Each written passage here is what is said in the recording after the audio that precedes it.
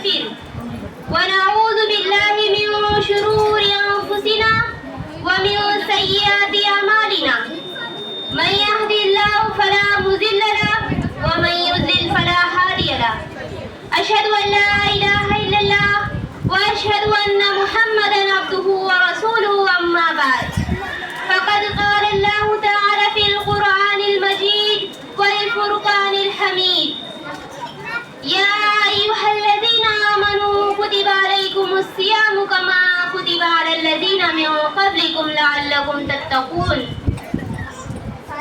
عزیز سامعات، میری پیاری ماں اور بہنوں، اس سالانہ اجلاس میں مجھے درس قرآن کا جو شرف حاصل ہوا ہے، آج میں اس میں آپ لوگوں کے سامنے روزے کے تعلق سے چند باتیں پیش کروں گی.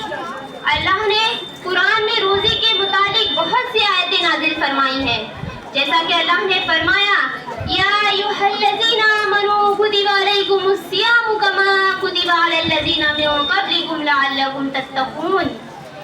اے ایمان والو، تم پر روزے کو اسی طرح فرض کیا گیا ہے جس طرح تم سے پہلے کے لوگوں پر فرض کیا گیا تھا، تاکہ تم تقوی اختیار کرو.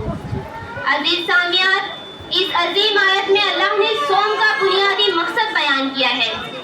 یہ مقصد بھی ماہ مبارک کی عظمت و برکت کی طرح بہت ہی عظیم اور بابرکت ہے. صوم کے دراصل لغوی معنی ہے کسی کام سے رک جانا، کسی کام کو چھوڑ دینا، اور اس کے شرعی معنی ہے صبح صادق یعنی فجر سے لے کر غروب آفتاب یعنی مغرب تک کھانے پینے سے اور بیوی سے ہم بستری کرنے سے رکے رہے. عزیز سامعات، روزہ ایک ایسی عبادت ہے کہ انسان اسے مخفی رکھتے ہوئے صرف اور صرف رضائے الہی کے لیے انجام دیتا ہے. یعنی اس کے پاس یہ امکان موجود ہوتا ہے کہ وہ روزے کی حالت میں کھائے پیے جو چاہے کرے، اپنی بیوی سے ملے، لیکن وہ ایسا نہیں کرتا، صرف اور صرف اللہ کی رضا کے لیے، اس کی خوشنودی کے لیے. اسی لیے انسان کو اس پر خصوصی بشارتوں کا مستحق بھی قرار دیا گیا ہے. عزیز سامعات، روزے کا بنیادی مقصد تقوی ہے. تقوی نام ہے اللہ کے خوف اور خشیت کا. ایک روایت کے مطابق حضرت علی رضی اللہ تعالیٰ عنہ تقوی کی تعریف کرتے ہوئے فرماتے ہیں تقوی اللہ کے خوف، قرآن و حدیث پر عمل، تھوڑے پر اکتفا اور آخرت کی تیاری کا نام ہے. حضرت ابو ہریرہ رضی اللہ تعالیٰ عنہ فرماتے ہیں کہ انسان خاردار جھاڑیوں کے درمیان سے جب گزرتا ہے تو کتنی احتیاط کے ساتھ گزرتا ہے، اپنے کپڑوں کو سمیٹ کر. بس اسی کا نام تقوی ہے کہ انسان دنیا میں بہت ہی محتاط زندگی گزارے. قرآن مجید میں تقوی کو 5 معنی میں سے استعمال کیا گیا ہے. خوف و خشیت کے معنی میں، معصیت کے معنی میں، توحید کے معنی میں، اخلاص کے معنی میں اور عبادت کے معنی میں. عزیز سامعات، تقوی اور پرہیزگاری ایک ایسا عمل ہے کہ ہمارے پیارے نبی صلی اللہ علیہ وسلم اسے اپنی دعا میں مانگا کرتے تھے.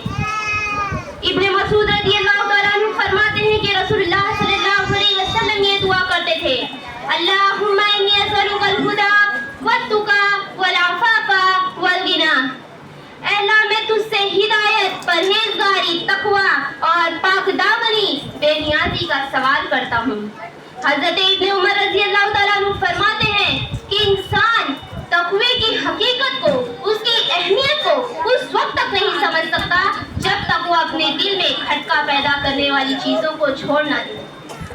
اللہ نے تقوی کو معاملات کی آسانی کا ذریعہ اور راستے کے کھلنے کا ذریعہ بنایا ہے، اور یہی وہ تقوی ہے جو انسان کو اللہ کے نزدیک باعزت بناتا ہے.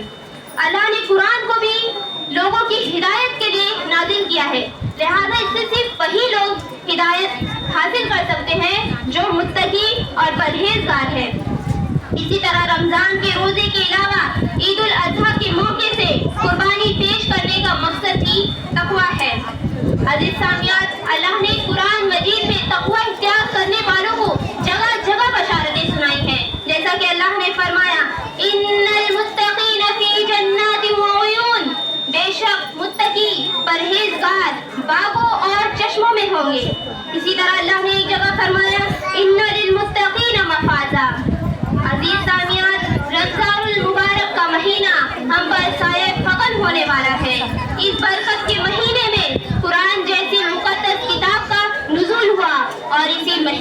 शब कद्र रखी गई, जिसे पाने के लिए हजारों करोड़ों लोग एहतिकाफ करते हैं। अजीज सामियात, हमारी जिम्मेदारी है कि हम माजी की लफ्जिशों को भुलाकर उससे तौबा करें और मुस्तकबिल की तैयारी और अपनी मौत तक शरीयत पर बाकी रहने के लिए अपने अंदर जज्बा पैदा करें और तक़वा इख्तियार करके इस मुबारक महीने का भरपूर फायदा हासिल करें। अगर ये रमजान हमारे सालेह मुस्तकबिल की जमानत ना दे सके तो ये हमारे लिए बाइसे अज़मत व बरकत नहीं बल्कि बाइसे शर्मो आर है, और ये मौका कब हाथ से निकल जाए हमें इसकी कुछ खबर नहीं। इसलिए हमें इस महीने की